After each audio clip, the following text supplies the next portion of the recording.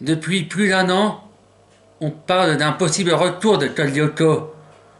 Et si certains, comme moi, sont hypés par cela, d'autres sont en revanche plus réticents vis-à-vis de ça. Car à leurs yeux, l'anéantissement de Zana ainsi que l'extinction du supercalculateur signent la fin de l'aventure des Yoko Guerriers.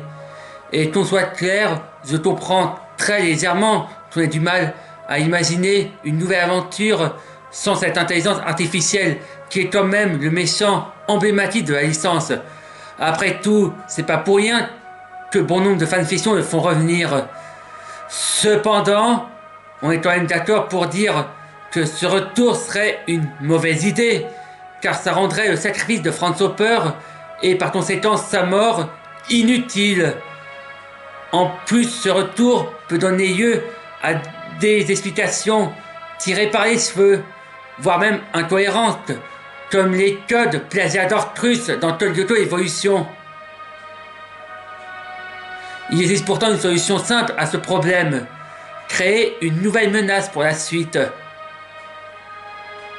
Et c'est même une preuve que ça peut marcher via Code Lyoko Frontières Virtuelles, ce fan projet qui prend place 16 ans après la fin de la série originale et où les Yoko guerriers, qui ont pourtant tourné la page depuis longtemps, se voient obligés par une série d'éléments de rallumer le supercalculateur et d'être confrontés à de nouveaux mystères. Inutile de le dire, Zana reste mort dans cette continuité-là, et à la place, on introduit de nouveaux ennemis via la mystérieuse organisation Hoplite, ainsi que Lycan, une intelligence artificielle qui semble plus ancienne et puissante que Zana.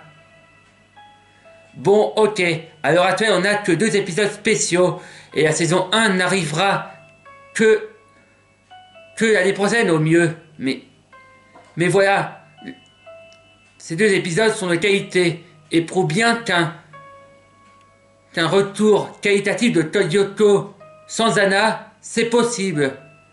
D'ailleurs, si le revival de Code Lyoko se concrétise, j'aimerais qu'il soit dans la veine de Frontières Virtuelles. C'est-à-dire plus mature dans l'histoire et le ton, et osant explorer le lore obscur de la licence.